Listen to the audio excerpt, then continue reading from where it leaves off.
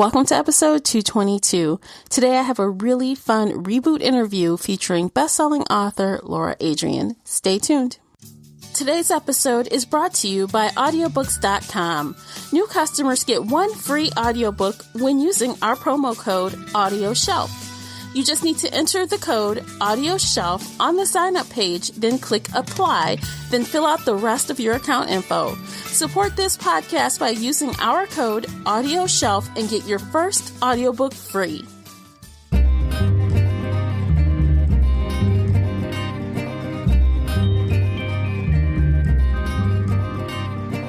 Hey everyone, I am your host, Tamara Ford, and welcome to Book Chat here on the Shelf Addiction Podcast. If you're new here, welcome, and if you're returning, welcome back. So glad you're here.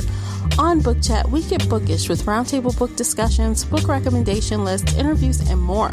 Be sure to check out shelfaddiction.com for even more content. Back in late 2016, I had the opportunity to interview best-selling author Lara Adrian live on YouTube. This interview was never published here on the podcast. As this interview was live, I tried to maintain the integrity of it, so there are minimal edits.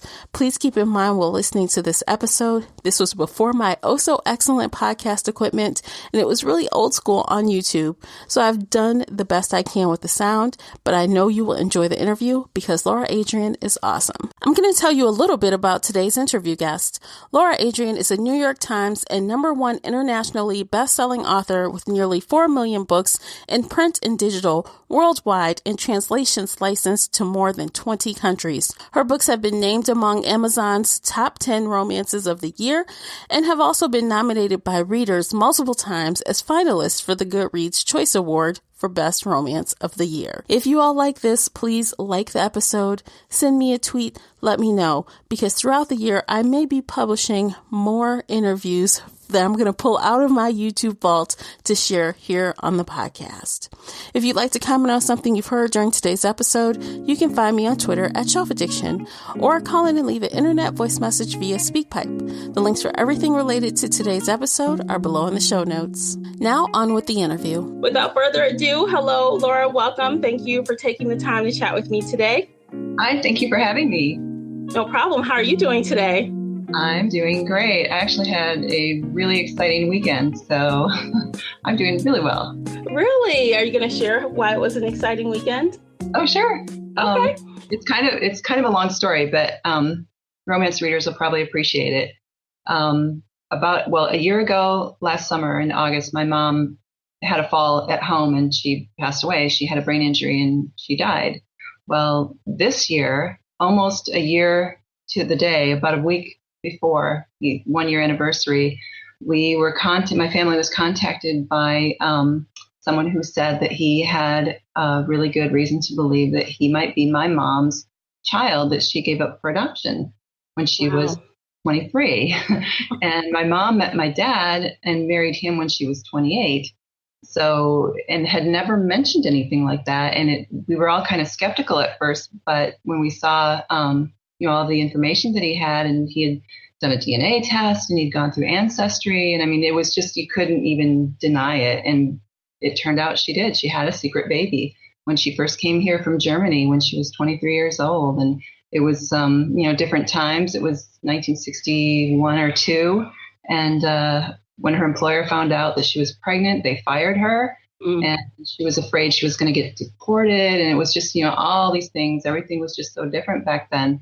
And, she was fearful. And so she knew she couldn't support herself if she couldn't get a job. And she was fearful and didn't think she could support a child. So she gave him up for adoption. And she never mentioned it ever. I mean, not to anyone. Only her very best friend knew this. And it was the friend that she stayed with during that whole 9-month period.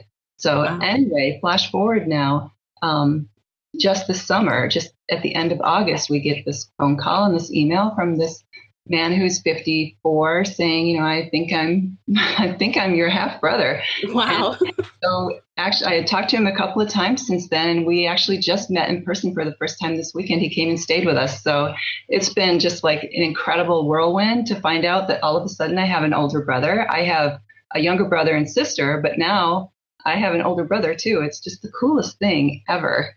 Was it So like a really odd shift to go from being the oldest to not the oldest anymore? Like, yeah, but the funny thing is, I never really felt like I fit that oldest child thing. I mean, I'm driven and everything, but I'm not the first one to jump out and be the leader. And that's just not my personality. I'm a little bit more reserved than that. So it kind of makes weird kind of sense to me. It just feels natural. So wow, that's very cool. yeah, Did we he had find you through the system, or did he like do the whole internet thing and found you on his own? kind of a combination of both. It started out, he took a DNA test and found out what his ethnicity was and that he had some German in him. And, he didn't know anything about his birth parents. He, as far as he knew, he didn't know anything. So he did that. And then he took another DNA test and sent it through ancestry.com. Things were really starting to pick up then. And he got a match almost immediately with a cousin on his birth father's side. It's just been the most incredible story. And it's so cool to see my mom's features, in his face. So I can't even describe it. It's just been a really, really unique experience and just amazing. Oh, wow. Well, it sounds like it. Congratulations on connecting with your brother. Yeah, it's so awesome. We spent the weekend looking at pictures and talking nonstop. So now I feel like I have like not much of a voice left. Oh, no, I'm sorry. I had to do this to you the day after. No. It was great. It was great. Awesome. So let's jump on in. Do you mind? No, go ahead. Okay, so I know that you writers read as much as us readers do. So if you have something you're reading right now and you'd like to share with us, please do. Okay. Well, actually, I have not been reading too much recently. I've been just really busy with other things and all this family stuff that's been going on. But obviously, probably the last book. Right now, I'm reading the second book that Corinne Michaels put out. Her first book was Stay, You'll Stay. Now I'm reading, oh gosh, I hate this with the Kindle. I always forget the titles because I'm not looking at the book cover. Mm-hmm. That You Want Me, I think is what it's called. It's the next book in this series. It's kind of standalone, but it's connected and it's just really good. I've been on kind of a contemporary romance kick. Yeah. So what's your usual go-to genre? I still love paranormal, of course, but I've always read really widely. I mean, I read thrillers, I read, commercial fiction, I read biographies, I read all kinds of things. But I'm really enjoying, the contemporary romance and some of the erotic romance too, the steamier stuff. Well, that's good, being that your newest book is pretty steamy, right? Yeah, I guess you could call it erotic, contemporary romance. It's pretty steamier than my Midnight Breed series. All right. So do you have any books or authors that you would say have influenced your writing style? I know it's probably evolved over the years, but do you have any influences? I would say, my perennial influences, of course, it started out with Stephen King when I was a kid, Dean Koontz, Anne Rice. Those three, and John Saul, too. I don't know if you've heard of him, but he kind of faded away. He was really big in the 70s with a lot of like thrillers and paranormal type thrillers, suspense novels. So I read a lot of that. I would say those four, but definitely the other three in general influenced me the most growing up and just kind of made me think that, I really wanted to be a writer. I wanted to do that, So that's now, really cool. Yeah, now I kind of feel like, I've just kind of developed my own voice. I don't really feel like I have influences necessarily. It's just that, I can admire other writers, definitely. Mm-hmm. But I don't feel like, I wish I had written that, Right. It just differently, I guess. Well, I know you're very well known for your paranormal romance series. What made you want to kind of switch gears and write a contemporary romance, erotic type book? I actually started getting this idea for this storyline and these characters. I still haven't read 50 Shades of Grey, but I'm not really writing the true like bondage and a lot of the BDSM. There's just a little tiny bit of it in my books. I think I'm maybe too big of a feminist to really get into it. I don't know. It just everybody's got their own thing, right? Right. So I like a little bit, but anyway, I had this idea for these characters and the storyline for a while, but I was so busy with my paranormal stuff that I just didn't have a chance to do it. And I was working on some collaborations with some other authors, and I just hadn't had a chance. Well, finally, I was on book tour in Germany and Paris, and I had mentioned to my German publisher, I really wanted to write this trilogy of steamy / erotic contemporaries, and it was a connected series.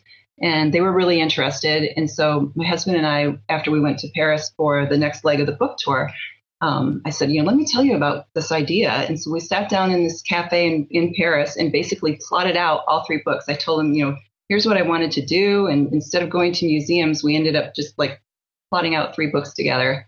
Oh, that's fun. Yeah. So did he have a lot of input on some of the parts? Or? Yeah, he's a good sounding board because, I like having that male perspective. I mean, I feel pretty confident that I can write alpha males and, write from a male perspective anyway, but it's always good to have that sanity check.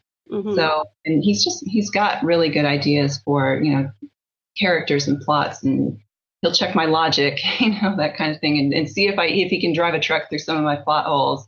Oh, so, that's cool. Yeah. That's pretty handy, huh? Yeah, very handy. Awesome. So being that it's kind of dubbed as erotic romance, let's talk a little bit about the heat level. So what is it, like 1 to 10, like 1 being, I don't know, Christian fiction, and, and 10 being, all the way to the polar opposite of that. Wow. Where do you think this lies? I'm going to say like maybe 8. I don't think it's anything that's going to shock, readers who are already reading my Midnight Breed stuff. I mean, it's obviously different. It's a first person present tense narrator. Right now, for the first book, it's been solely, the heroine's point of view. The second book will have a little bit of the hero, and then the third book will probably have, the 2 points of view. But the heat level, there's probably, in my Midnight Breed books and my other things that I write, I generally probably have anywhere between maybe 3 and 4 love scenes. And this one is much more intense because the relationship is built on sexual attraction. So and can crumble based on sexual attraction and deception and things like that, all related to being intimate with each other. So this one has probably got about, I never counted them, but I'm thinking probably 8 or 10. Okay. So awesome. A little senior. Yeah, well, obviously this kicks off, the whole story starts with like insta lust, right? It's no love in the book, right? Or not at first anyway. Yeah, not at first. No, it's all intense attraction and, like gotta have you now type of a setup. So, and maybe even like borderline on a little bit of a obsession. Really? Well, I don't know if obsession is cool, but not stalkerish, not that kind of thing. Okay. So no boiling rabbits kind of attraction. No. Oh my gosh, no rabbits were harmed. Awesome. So is there a love triangle at all in this book, or is it really just those 2 characters? No, it's just those 2 characters, and it's basically this heroine who came from a really bad, brutal, ugly past, and she grew up in Pennsylvania, and she moved to New York City. She wants to be an artist, a painter. And so she's trying to put her life back together without spoiling a lot, because some of it kind of unfurls as you read the first book. But she just wanted to escape that whole bad past. And so she went to New York City and she's trying to make it. And things are just not going well for her. She ends up losing her spot in a gallery that she got some of her paintings displayed at because the owner of the gallery decided, her paintings weren't selling and he really wanted to put someone, better in the space.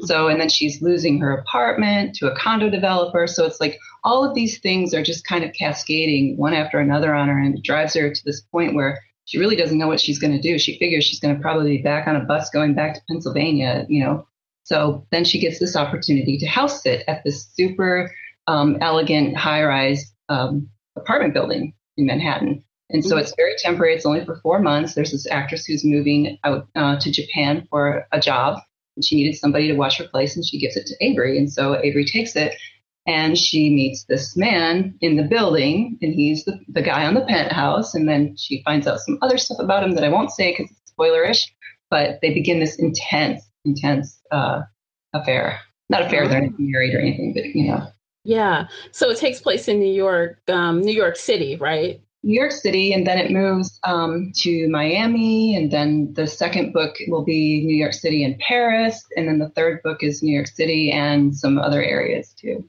Jet setting. So did you get to be in all of these areas that you were writing about? I've been in all of them so far. Yeah.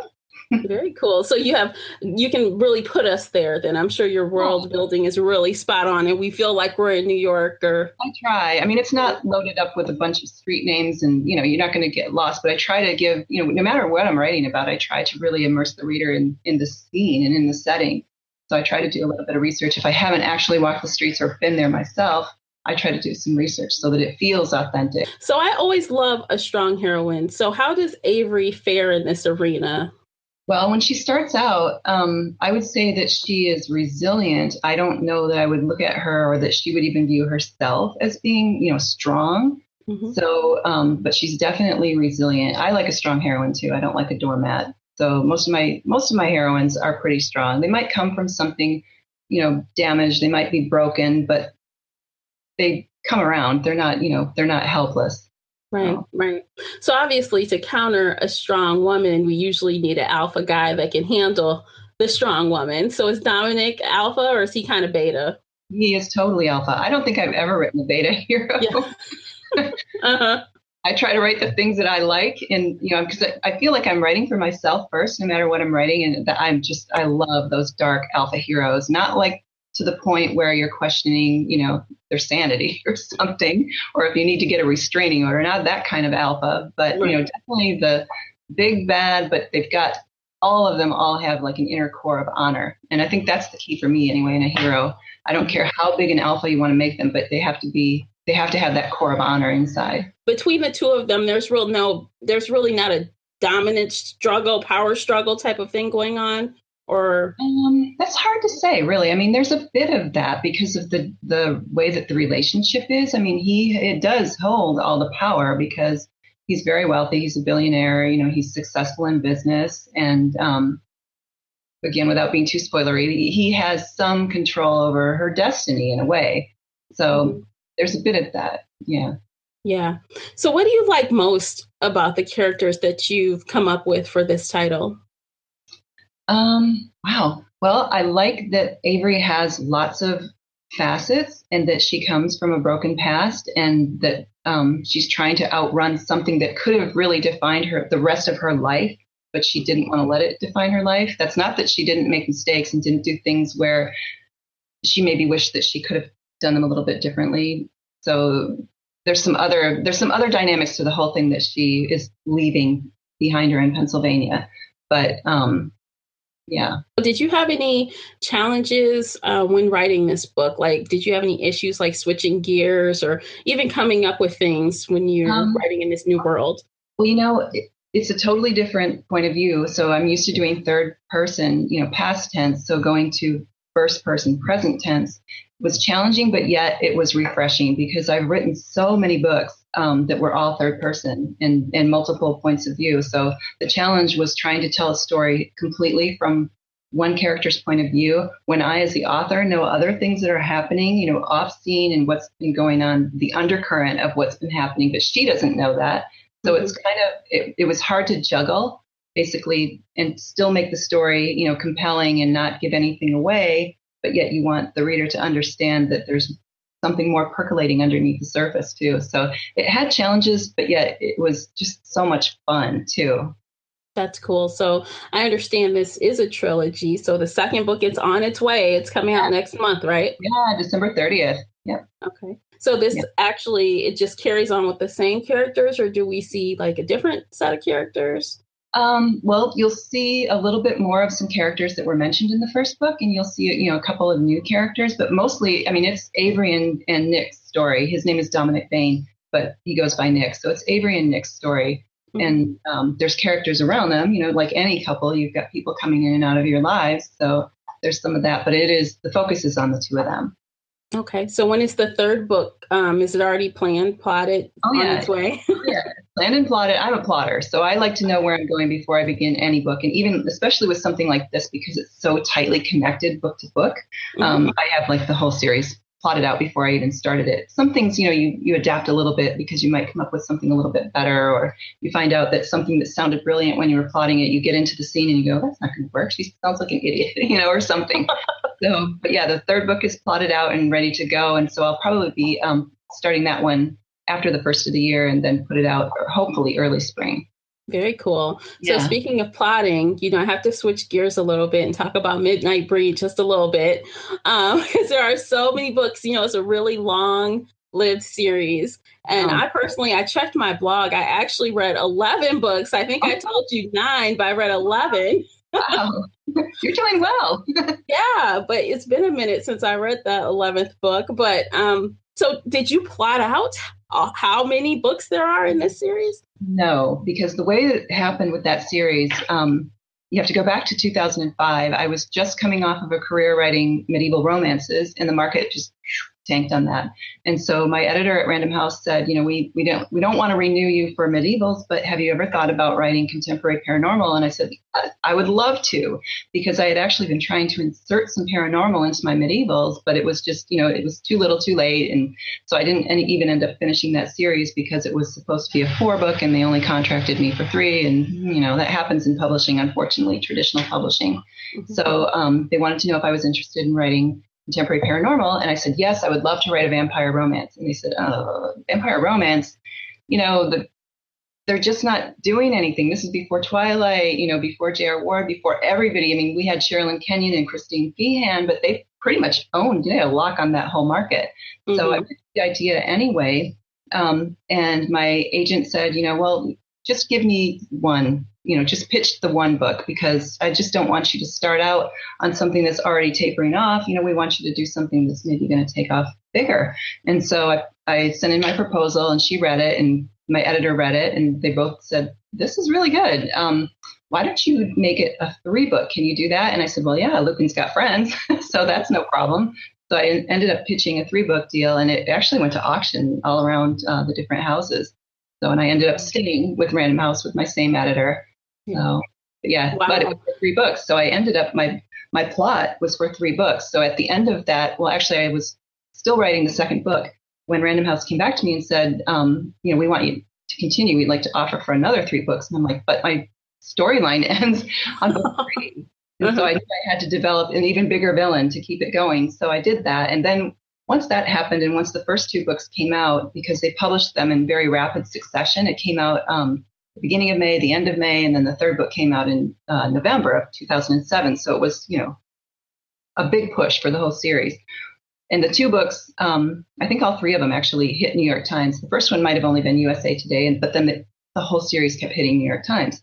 So once that happened, I knew, okay, the odds are pretty good that I can make this as big as I want to. Mm-hmm. So I plotted it out in my head and sketched it out on paper to 10 books. And I knew where I was going to end up. And so it just all worked out. I worked toward that 10th. But then at the end of that, by then they had taken me hardcover. And so then now what am I going to do for an encore? And so I thought, well, naturally, I wanted to spin it off where it would be kind of the same but different. I knew my readers were still eager for more Midnight Breed, but they're not going to want to read the same story over and over. And I didn't want to write the same story over and over. So I thought, all right, well, this big cataclysmic thing ends up in the 10th book that turns the whole story world on its head. And so that just opened it up to have, a whole new set of characters. I put the series out 20 years in the future. Oh, yeah. The vampires were now known to man. They were outed in book 10. So spoiler. Don't worry. I read book 11. I remember the time jump. I'm like, oh, yeah. I know some people were like, what happened in those 20 years? And other people were like, eager to get on board with it. So now I'm basically writing about the offspring of those original characters, along with some new ones, too. So it's keeping it fresh for me, too. I kind of told myself that I didn't want to ever write a book or a series where I was bored with it. And if I was, I needed to stop it and do something else, because it has to be fun for me, too. Yeah. And so far, there's no end in sight. I've got an end for the plot. I know where it's going, and it is going to end.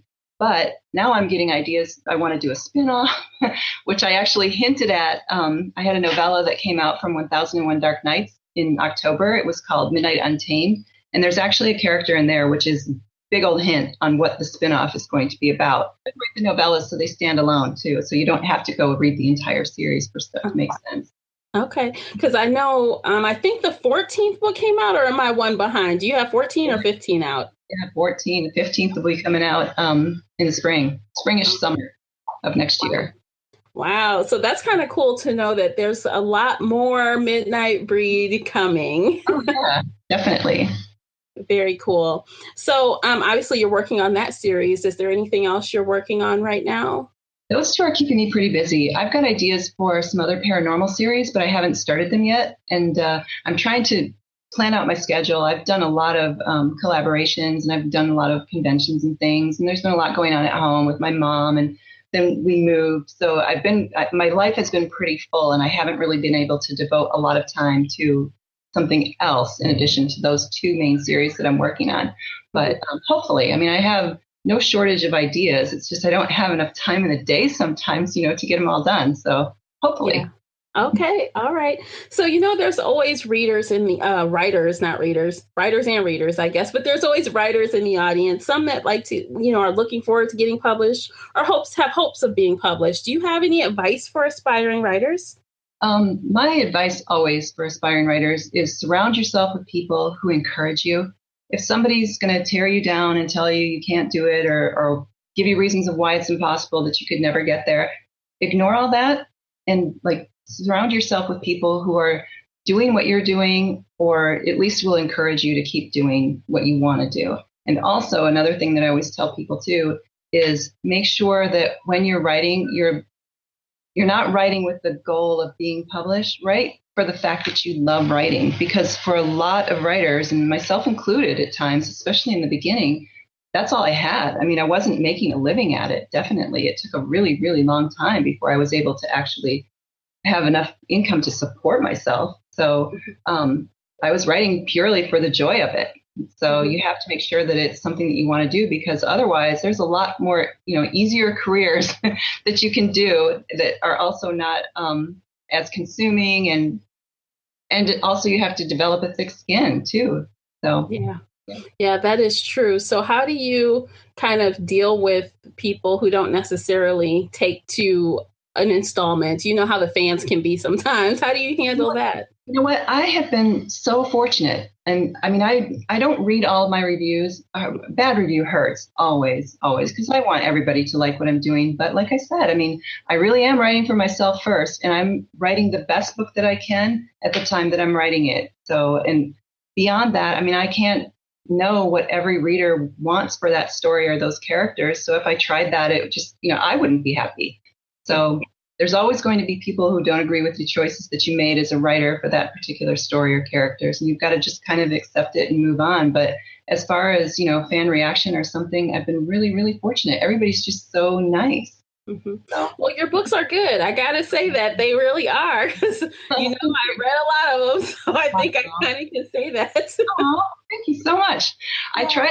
I like to think that, my passion for writing and my joy for the characters in the story, I like to think that it shows on the page. It's not that every book is easy, because it certainly isn't. There are some that are really hard, and some scenes, there's always a few scenes or chapters in a book that you just feel like, this is utter crap. I'm never going to get through this. It's just, it's going to suck when I'm done. And you just have to power through it and make sure that you remember what it was about that scene or that character or that storyline that appealed to you in the first place, and try to bring it to the page. So I hope that shows in my writing.